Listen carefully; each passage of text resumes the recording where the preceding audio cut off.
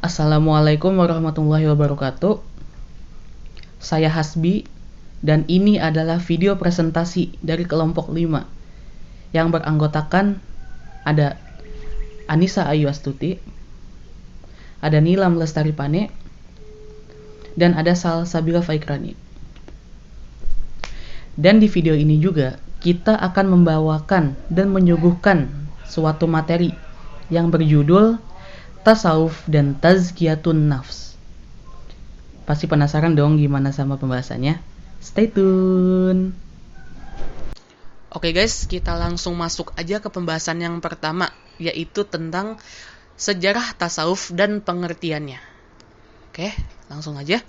Tasawuf dalam Islam mulai muncul sesudah Islam mempunyai hubungan dengan agama Kristen, agama Hindu, dan agama Buddha.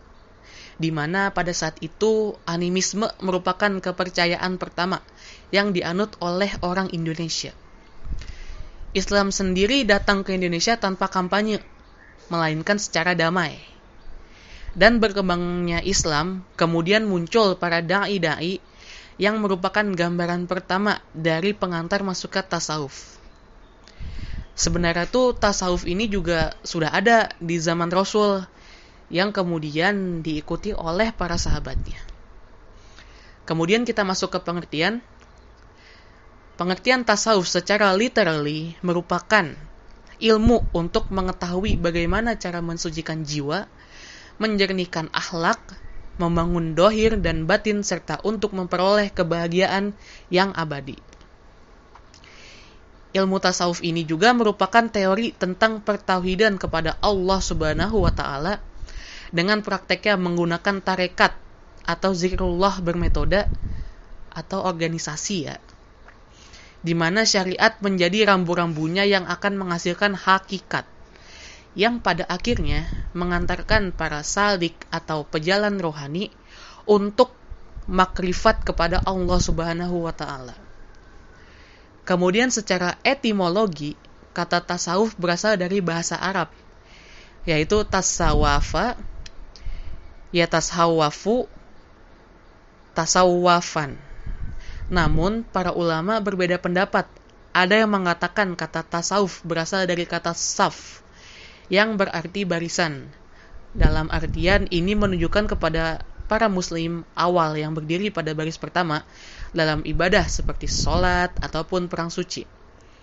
Adapun sebagian yang lainnya yang meyakini bahwa kata sufisme berasal dari kata suffah, yang berarti serambi masjid yang ditempati oleh sebagian sahabat Rasulullah Shallallahu Alaihi Wasallam. Selanjutnya, saya akan membahas tazkiyatun nafs. Secara etimologis, tazkiyatun nafs terdiri dari dua kata, at-tazkiyah dan an-nafs. At-tazkiyah bermakna at-tahir, yaitu penyucian atau pembersihan. Karena itu, kata zakat satu akar dengan kata at-tazkiyah. Disebut zakat karena ia kita tunaikan untuk membersihkan atau menyucikan harta dan jiwa kita. Adapun kata an-nafs bentuknya jamak, anfus dan nufus, berarti jiwa atau nafsu. Dengan demikian, tazkiyatun nafs berarti penyucian jiwa atau nafsu kita dari berbagai noda dan kotoran. Namun, at-tazkiyah tidak hanya memiliki makna penyucian. At-tazkiyah juga memiliki makna an-numu, yaitu tumbuh. Maksudnya, tazkiyatun nafs itu juga berarti menumbuhkan jiwa kita agar bisa tumbuh sehat dengan memiliki sifat-sifat yang baik atau terpuji. Rasulullah Shallallahu Alaihi Wasallam bersabda, "Ingatlah sesungguhnya di dalam tubuh manusia terdapat segumpal daging. Jika segumpal daging itu baik, maka seluruh tubuh juga baik. Jika segumpal daging itu rusak, maka seluruh tubuh juga rusak. Ketahuilah, segumpal daging itu adalah hati." Hadis riwayat Muslim. Mengapa tazkiyatun nafs itu penting? Karena tazkiyatun nafs merupakan salah satu di antara tugas Rasulullah Shallallahu Alaihi Wasallam diutus kepada umatnya. Apa saja tugas Rasulullah? Pertama, tilawatul ayat, membacakan ayat-ayat Allah atau Al-Quran. Kedua, tazkiyatun nafs, menyucikan jiwa. Dan ketiga, ta'limul kitab wal hikmah, mengajarkan kitabullah dan hikmah. Bahwa salah satu di antara 3 tugas Rasulullah SAW adalah tazkiyatun nafs, menyucikan jiwa. Tazkiyatun nafs itu sendiri identik dengan penyempurnaan akhlak, yang dalam hal ini Rasulullah SAW bersabda tentang misi beliau diutus, innama bu'itsu li'utamimma makarimal akhlak, yang artinya sesungguhnya aku ini diutus hanya untuk menyempurnakan akhlak yang mulia. Alasan kedua pentingnya tazkiyatun nafs adalah karena tazkiyatun nafs merupakan sebab keberuntungan, dan ini ditegaskan oleh Allah Subhanahu wa taala setelah bersumpah 11 kali secara berturut-turut, yang tidaklah Allah bersumpah sebanyak ini secara berturut-turut kecuali hanya di satu tempat, yaitu dalam Quran surat As-Sam ayat 1-10. Kemudian, alasan ketiga pentingnya tazkiyatun nafs adalah karena perumpamaan tazkiyatun nafs adalah seperti membersihkan dan mengisi gelas. Jika gelas kita kotor, meskipun diisi dengan air yang bening, air akan berubah menjadi kotor. Dan meskipun diisi dengan minuman yang lezat, tidak akan ada yang mau minum karena kotor. Tetapi jika gelasnya bersih, diisi dengan air yang bening, akan tetap bening. Bahkan bisa diisi dengan minuman apa saja. Demikian pula dengan jiwa kita. Jika jiwa kita bersih, kita siap menampung kebaikan-kebaikan. Tetapi jika jiwa kita kotor, maka kita tidak siap menampung kebaikan-kebaikan, sebagaimana gelas kotor yang tidak siap diisi dengan minuman yang baik dan lezat. Tujuan tazkiyatun nafs.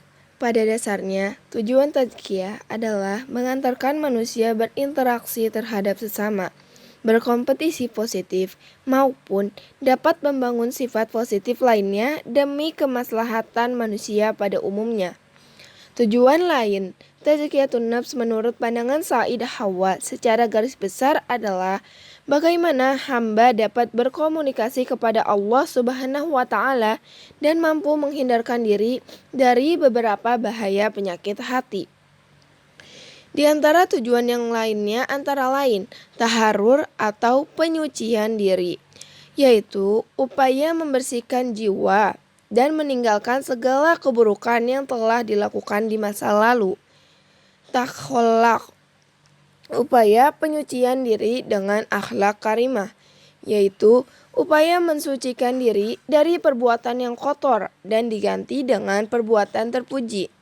Selanjutnya, tahakkuk atau merealisasikan kedudukan-kedudukan, yaitu upaya merupakan puncak dari proses tazkiyatun nafs.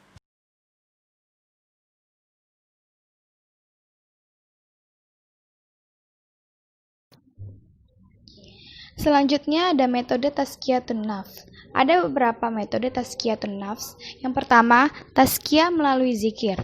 Zikir berarti mengingat Allah. Pengingatan itu bisa dalam hati tanpa mengucapkan sesuatu tetapi selalu sadar akan kehadiran Allah. Yang kedua, tazkiyah melalui ibadah. Ibadah berarti menghambakan diri kepada Allah, yaitu merupakan sarana untuk menyucikan diri. Yang ketiga, tazkiyah melalui muhasabah. Muhasabah adalah kritik dan kritik diri. Yang keempat, tazkiyah melalui doa. Doa adalah memohon petunjuk kepada Allah dalam setiap tindakan dan perbuatan. Yang kelima, tazkiyah melalui taubat. Taubat berarti mengakui kesalahan dan berpaling kembali kepada Allah serta memohon ampunannya. Yang kelima, tazkiyah melalui sabar. Sabar berarti memupuk ketekunan yang merupakan bagian proses taubat karena sabar mengharuskan orang agar bertekun menapaki jalan kebaikan. Selanjutnya, sarana tazkiyatun nafs. Yang pertama ada sholat. Sarana ini mencegah perbuatan keji dan mungkar dan dapat membersihkan hati yang kotor. Yang kedua ada zikir, pembuka hati manusia untuk menerima ayat-ayat Allah yang senantiasa membuat jiwa dan hati akan merasa tentram. Yang ketiga, zakat dan infak, sarana yang dapat membersihkan jiwa dari bakil dan kikir. Yang keempat, mengingat kematian, sarana yang dapat membuat jiwa berada dalam jalan yang diridhoi Allah sehingga tidak dapat terpikirkan perbuatan yang tercela. Yang kelima, puasa, sarana yang dapat mengendalikan syahwat atau nafsu dan kemaluan. Nah guys, gimana? Udah jelas kan apa yang udah dipaparkan oleh kelompok 5? Semoga ilmunya bermanfaat untuk kalian yang mendengarkan dan juga menonton ya guys ya. Dan juga kita berterima kasih kepada teman-teman yang udah menonton nih video nih. Jangan lupa di like, terus di komen juga di bawah nih guys, oke? Makasih banyak untuk teman-teman semua dan Pak Firdaus. Sekian dari kelompok 5. Wassalamualaikum warahmatullahi wabarakatuh. Dadah.